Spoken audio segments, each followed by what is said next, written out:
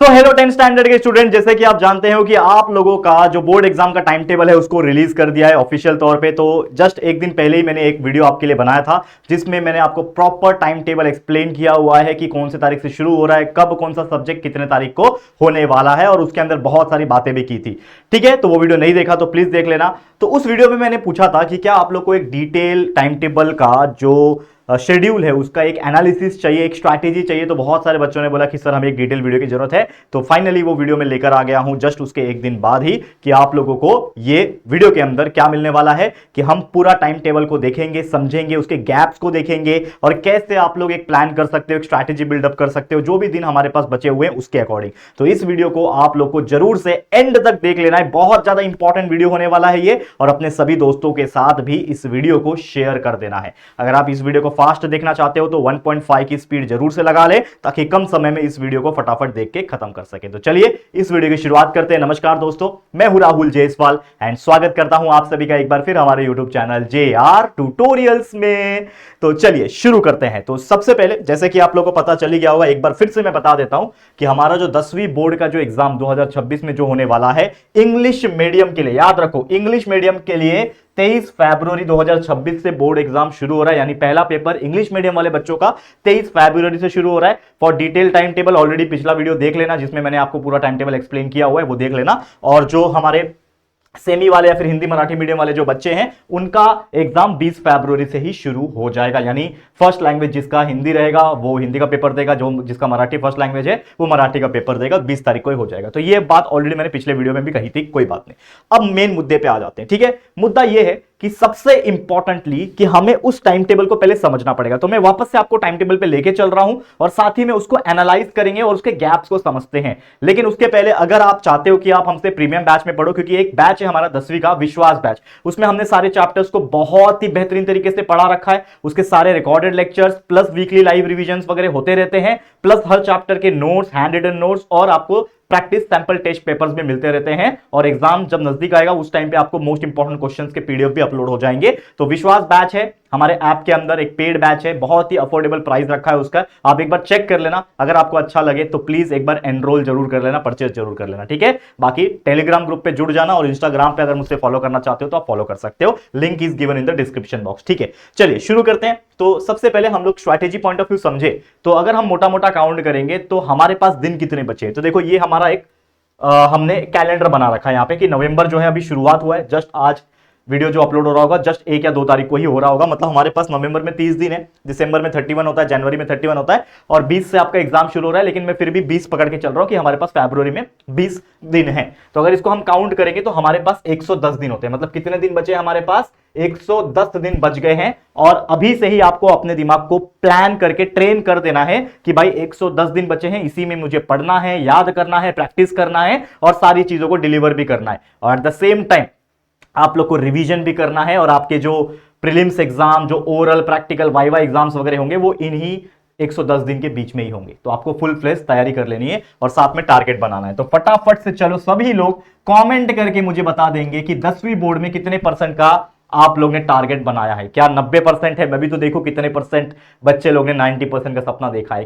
किसी का 80 होगा, किसी का 90 होगा, जो भी होगा ईमानदारी से कमेंट करके बता देना। अब लास्ट का 110 दिन में से ना, लास्ट का तो सिर्फ 30 दिन जो है वो सीधा सीधा निकाल दो। मतलब 110 में से अगर मैं 30 माइनस कर दूंगा तो 80 दिन ही है हमारे पास चीजों को याद करने के लिए। मतलब सिर्फ और सिर्फ नवंबर का महीना है और दिसंबर का महीना है और जनवरी की शुरुआत का 10 दिन आप ले सकते हो। मतलब मात्र 60 से 70 दिन, 70 से 80 दिन ही है जिसमें हम लोग को क्वेश्चन आंसर्स पढ़ के खत्म करना है, चैप्टर्स के वीडियो देख के, लेक्चर्स को समझ के, कंसेप्ट समझ के सारा चीज दिमाग में फीड कर लेना है, सभी टॉपिक्स की अंडरस्टैंडिंग कर लेनी है। क्योंकि आखिरी का जो भी 30 दिन बचा है उसमें हम सिर्फ और सिर्फ रिवाइज करेंगे। और जैसा कि आप लोग एक और चीज जानते होंगे कि हमारे चैनल JR ट्यूटोरियल्स के ऊपर, इसी यूट्यूब चैनल के ऊपर हम free of cost live revision करवाते हैं। लाइव रिविजन, जी हां, मैं बात कर रहा हूं लाइव की। और काफी बच्चे जुड़ते हैं हमसे एग्जाम के समय। तो एग्जाम जब शुरू होता है आपके, उसके 1 महीने पहले ही हम लाइव रिविजन लेकर आते हैं और लगातार 1 महीना, 30 दिन या फिर उससे ज्यादा भी होता है कभी कभी, हम हर एक सब्जेक्ट का, हर एक चैप्टर्स को फिर से रिवाइज कराते हैं ताकि लास्ट मोमेंट पे बच्चे के अंदर कोई भी क्वेरीज, कोई भी डाउट रहेगा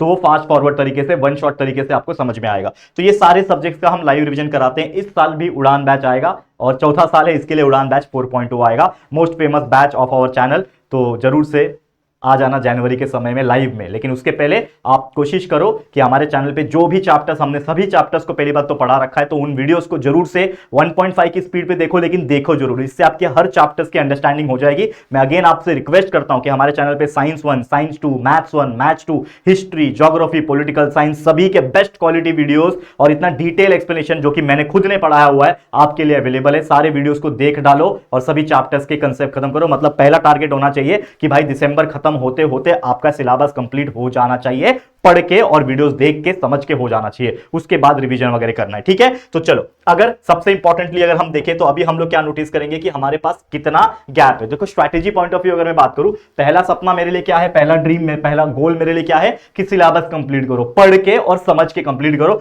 जिसमें आपको क्वेश्चन आंसर याद भी करने हैं और सभी चैप्टर्स के लेक्चर्स देख के और उसको समझ के सारा चीज माइंड में डाल देना है। कि अगर आपको कोई पूछ दे अचानक से कि भाई ये चैप्टर नंबर 5 है, टुवर्ड्स ग्रीन एनर्जी है, इसका ये टॉपिक कौन सा है, अगर आपको बताना है कि भाई विंड मिल कैसे काम करता है, तो वो सारा दिमाग में फिट होना चाहिए, जो कि हमने पूरे चैप्टर्स को पढ़ाते टाइम एक्सप्लेन किया हुआ है, तो वो आपको हेल्प कर सकेगा। अब जैसे मैंने बोला कि हमारे पास कितने दिन है, अगर मैं काउंट करूं तो हमारे पास 110 दिन थे, लेकिन मैंने क्या बोला, आखिरी के 30-40 दिन निकाल दो, तो हमारे पास, मैं सिर्फ ये पकड़ के चलता हूं कि मेरे पास सिर्फ 70 दिन है, क्योंकि मैं 40 दिन मिनिमम दे रहा हूं। 30 डे तो मिनिमम बोला हूं, लेकिन 30 to 40 डेज, तो 40 डेज में पकड़ता हूं रिवीजन के लिए। तो हमारे पास अगर 110 दिन थे तो 110 में से 40 निकल गए तो 70 दिन बचे, तो हमारे पास सिर्फ 70 दिन है और हमारे पास ये टोटल 10 सब्जेक्ट है। मैं सभी सब्जेक्ट्स को पकड़ रहा हूं, तो अगर मैं डिवाइड करूंगा तो देखो यहां पे कि मेरे पास 70 दिन है और 10 सब्जेक्ट है, तो डिवाइड करूंगा तो मेरे पास 7 दिन मिल रहे हैं। किसके लिए? 7 डेज मिल रहे हैं, वो भी हर सब्जेक्ट के लिए। मतलब एक सब्जेक्ट को पूरा पढ़ने के लिए, पूरा का पूरा याद करके खत्म करने के लिए सिर्फ और सिर्फ कितने दिन है मेरे पास? 7 दिन है। मैं बात कर रहा हूं सिलेबस कंप्लीट करने वाले आपके, रिवीजन का अलग 40 दिन निकाल दिया है, वो छोड़ दो, वो हम लोग लास्ट मोमेंट में करेंगे। उसमें भले ही वापस से हम कुछ चीजें जो बच गया है उसको भी याद करेंगे, लेकिन ये मान के चलो कि हमारे पास 70 दिन है। अब जैसे मैंने बोला कि अब सबसे पहले हम लोग क्या करेंगे, गैप्स को भी ऑब्जर्व करेंगे, उसके बाद हम डिसाइड करेंगे कि कौन से सब्जेक्ट को कितना देना है। क्योंकि एवरेज तो मुझे पता चल गया कि हर सब्जेक्ट को 7 दिन देना है, लेकिन एक्चुअल में कितना देना है वो कैसे पता चलेगा? गैप्स को देख के। तो ये रहा टाइम टेबल, फिर से यहाँ पे डिस्प्ले मैंने करा दिया यहाँ पे आपके लिए। तो अगर आप देखोगे तो समझ लो, इंग्लिश मीडियम वाले की मैं बात कर रहा हूं, समझ लो इंग्लिश मीडियम वाले बच्चे, सारे बच्चे देख लेना, और जो सेमी और इंग्लिश हिंदी मराठी के बच्चे वो भी अपने हिसाब से मैनेज कर लेना जो मैं बता रहे जा रहा हूं। तो सबसे पहले मान लो कि मराठी का पेपर 23 तारीख को है, ठीक है। तो मतलब कहीं ना कहीं जो 23 तारीख रहेगा आपका, 23 फरवरी का जो तारीख रहेगा, उसके पहले तारीख रहेगा 22 फरवरी, उसके पहले तारीख रहेगा 21 फरवरी। मतलब 21 फरवरी से आप लोग को मराठी का पढ़ाई शुरू कर देना पड़ेगा। शुरू करना मतलब कि उसके बाद, मतलब ये 21 और 22 तारीख को मैं कुछ नहीं करूंगा, सिर्फ मराठी करूंगा। तो ये तो आपके माइंड में होना चाहिए, लेकिन उसके पहले भी तो हमें मराठी का पढ़ना है ना, ठीक है। तो ये 2 दिन तो मिनिमम आपको मराठी को देना ही है, क्योंकि 23 तारीख को तो आप मराठी का पेपर देने ही जाओगे, और उसके पहले भी अभी जो बीच में समय है उसमें भी आपको देना है। तो ये माइंड बना के रखो। उसके बाद मराठी जैसे पेपर कंप्लीट हो जाएगा, अगला पेपर है आपका इंग्लिश का। तो गैप्स हम लिखेंगे यहाँ पे कि कितना कितना गैप्स हमें मिल रहा है। तो गैप्स की मैं बात करूं, जो बच्चा मराठी का पेपर लिख कर आएगा, दोपहर घर पे 2 बजे पहुंच जाएगा, 11 से 2 पेपर होता है। इंग्लिश का पेपर के लिए तैयारी करेगा, मतलब उसके लिए 23 तारीख का आधा दिन, तो 24, 25, 26, 27 को पेपर है, मतलब 3 दिन और आधा दिन, मतलब 3.5 डेज मुझे मिल रहा है। कितना मिल रहा है? 3.5 दिन मिल रहा है मुझे। किसके लिए? इंग्लिश के प्रिपरेशन के लिए। हिंदी की प्रिपरेशन के लिए कितना दिन मिल रहा है? देखो 28 का महीना होगा, ठीक है। 28 का महीना है ना, लीप ईयर तो है नहीं, तो 28 का महीना है। कितना होगा?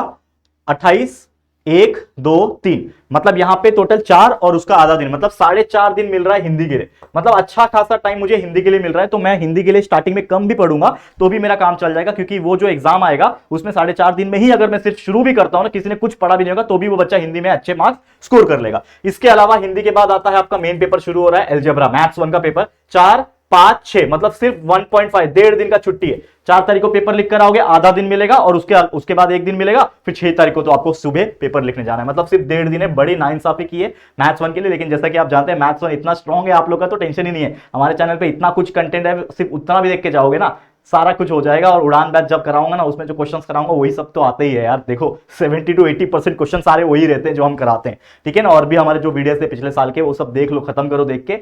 मैथ्स 1 इतना इजी है ना, 40 में से 40 निकालोगे, ट्रस्ट में, टेंशन मत लेना। नेक्स्ट है आपका ज्योमेट्री। तो 7, 8, 2 दिन और उसका आधा, मतलब 2.5 दिन आपको मिल रहा है ज्योमेट्री के लिए, ठीक है, बट थोड़ा सा और देना चाहिए था। अब मेन मुद्दा यहाँ पे है यार साइंस 1, जो कि काफी बड़ा सिलेबस वाला सब्जेक्ट है, इसके लिए बहुत कम दिन दिया है, 1 ही दिन दिया है, इसका आधा मिलेगा उसको, तो 1.5 दिन ये हो गया। 11 से 13 फिर से साइंस 2 के लिए 1.5 दिन मिल रहा है यहाँ पे, ठीक है। और 13, 14, 15 मतलब 2.5 दिन मिल रहा है आपको हिस्ट्री पॉलिटिकल साइंस के लिए। चलो ठीक है, इतना तो दे दिया, ठीक है ना, क्योंकि दो सब्जेक्ट हो जाता है, हिस्ट्री भी होता है, पॉलिटिकल साइंस भी हो जाता है, ठीक है ना। और 16 के बाद 18, 1.5 डे, मतलब इतना आपका गैप है। तो ये मुझे समझ में आ गया कि गैप इतने हैं। तो अगर मैं कैलकुलेशन पॉइंट ऑफ व्यू में जाऊं कि मुझे साइंस 1 का जो 10 चैप्टर है उसके लिए कितना समय देना है, तो हमने जो एवरेज निकाला है कि हमारे पास कितना है, 7 दिन।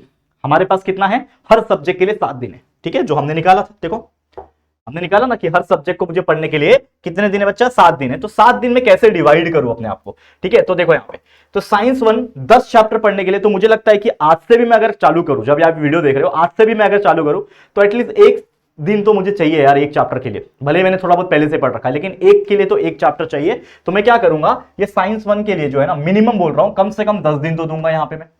साइंस 2 के लिए भी सेम 10 दिन दूंगा। समझ में आ रहा है। उसके बाद आता है मैथ्स 1। अब 6 चैप्टर है, मैथ्स काफी लेंथी होता है तो प्रैक्टिस करने के लिए समय चाहिए। तो 6 चैप्टर को पढ़ने के लिए मुझे कम से कम यार हर चैप्टर को 2 दिन तो चाहिए। मतलब अगर मैं बात करूं यहाँ पे, मुझे 12 दिन चाहिए। देखो मैं कैलकुलेशन कर रहा हूं, अभी हम लोग रफली बात कर रहे हैं, इसमें आप लोग अपने हिसाब से करना, क्योंकि ये तो मैं मेरा कैलकुलेशन बता रहा हूं। लेकिन कोई बच्चे का मैथ्स 1 ऑलरेडी पढ़ के खत्म हो गया होगा, टेंशन ही नहीं होगा, तो वो तो 5 दिन भी करेगा तो भी हो जाएगा, ठीक है। तो मैं 12 दिन की बात कर रहा हूं। ज्योमेट्री के लिए कम से कम बात कर रहा हूं यहाँ पे, लेट्स से 10 दिन बात कर लेता हूं। चलो इसको थोड़ा कम कर देते हैं, इसको 10 दिन करते हैं। ये 6 चैप्टर 10 दिन में हो जाएगा मेरे हिसाब से, और इसको हम लोग करते हैं 12 दिन, क्योंकि ये 7 चैप्टर है, ठीक है। हिस्ट्री के लिए 9 चैप्टर 9 दिन काफी है। ज्योग्राफी के लिए 9 चैप्टर 9 दिन काफी है। पॉलिटिकल साइंस के लिए 5 चैप्टर, मुझे लगता है 3 दिन काफी हो जाएगा, ठीक है। अब मैं काउंट करता हूं कितने हुए, तो 10 10 10 30 30 हो गया, ये 42 हो गया, 42 प्लस 18 हो गया 60 डेज हो गया, 63 हो गया, और कितना बच रहा है, 70 में से 7 दिन बच रहा है। तो अगर मैं इंग्लिश को 3 दे दूं, हिंदी को 2 दे दूं और मराठी को दे दूं, तो मेरा काम चल जाएगा क्या? बिल्कुल चल जाएगा, क्योंकि भाई मुझे पता है कि इस ऐसे सब्जेक्ट्स में अगर पूरे पूरे दिन बैठ के अगर मैं 2 दिन भी पढ़ लूं तो भी मेरा काम हो जाएगा। लेकिन जिनको ऐसा लगता है कि यार मैंने है ना मैथ्स में ज्यादा दे दिया है और मेरा ना मराठी कमजोर है, मराठी में मैंने कम दे दिया है, तो आप यहां पे 1 दिन कम करके यहां पे 1 दिन बढ़ा देना, 2 दिन कम करके 2 दिन बढ़ा देना। तो जैसा आपका रिक्वायरमेंट है उसके हिसाब से कर लेना। ये मैंने रफली बता दिया। क्यों रफली बता दिया? क्योंकि मेरे पास ऑलरेडी टाइम है ना। तो अगर जैसे मैंने टाइम टेबल अभी अभी आपको एक्सप्लेन किया कि मेरे को सबसे ज्यादा टाइम किसमें मिल रहा है, 4.5 दिन मिल रहा है हिंदी में। 4.5 दिन ऑलरेडी मेरे को हिंदी के पेपर के 4 दिन पहले मिलने वाला है, 4.5 दिन। तो मैं पहले से ही क्यों हिंदी ज्यादा पढ़ूं? तो मैं हिंदी को यहां पे 1 ही दिन भी कर सकता हूं, ये 2 दिन की जगह पे 1 दिन कर सकता हूं, 1 दिन मराठी को दे सकता हूं ज्यादा। तो जैसा आपका रिक्वायरमेंट रहेगा, जो टाइम टेबल में आपने देखा कि जैसा रिक्वायरमेंट, जैसे सबसे ज्यादा मुझे जो टफ लग रहा है इस वक्त वो जो कि है साइंस 1, तो साइंस 1 के लिए तो सिर्फ 1.5 दिन छुट्टी है। तो मतलब मैं क्या करूंगा, अभी से ही जितना साइंस 1 में कंप्लीट करके पढ़ के खत्म कर सकता हूं उतना मैं करूंगा, ठीक है ना। अभी मैं सिर्फ किसकी बात कर रहा हूं, दिसंबर तक की बात कर रहा हूं, जो 70 दिन हमने अलॉट किया है। लेकिन उसके बाद फिर से 40 दिन और है हमारे पास। तो यही तो एक मजे की बात है इस स्ट्रैटेजी की कि भाई हमारे पास और 40 दिन मिलेंगे, तो वो अलग चीज है। तो यहां पे हमारा फेज 2 जो सिर्फ रिवीजन का फेज है, उसमें तो आपको समझ में आ गया कि हर दिन हर सब्जेक्ट को कितना कितना देना है, और जो गैप्स में जो दिन मिलेंगे वो तो मिलेंगे। लेकिन यहां पे अगर मैं रिवीजन की बात करूं तो हमारे पास जनवरी का मिडल से लेके पूरा फरवरी तक जो 30 दिन 40 दिन मिलने वाला है, जो अब तक आपका एग्जाम शुरू नहीं होना है, तो उस 30 to 40 डेज के अंदर हमारे पास 10 सब्जेक्ट है, ठीक है। अगर मैंने 40 दिन भी पकड़ा है, अगर मान लो, तो 30 डेज जो पकड़ा है हमने, तो उसमें 10 दिन है। तो 10 दिन के हिसाब से मैं कितना कितना दे सकता हूं। अगर जैसे मैंने अभी अभी डिस्कस कराया कि 10 चैप्टर है साइंस 1 के, तो मिनिमम एक दिन में 2 चैप्टर तो रिवाइज कर सकता हूं मैं, तो 5 दिन काफी हो जाएंगे, ठीक है ना। 5 डेज, इसको भी 5 डेज दे सकता हूं मैं, ठीक है। मैथ्स 1 में 6 चैप्टर है तो इसको 3 दिन दे सकता हूं। मैथ्स 2 में कितने चैप्टर है, 7 चैप्टर है, तो इसको भी मुझे लगता है 3 दिन काफी हो जाएंगे। हिस्ट्री में 9 चैप्टर है तो 4 दिन काफी हो जाएंगे, ठीक है। ज्योग्राफी में भी 4 दिन काफी हो जाएंगे। पॉलिटिकल साइंस में 5 चैप्टर है तो 2 दिन बहुत हो गया इसको, ठीक है।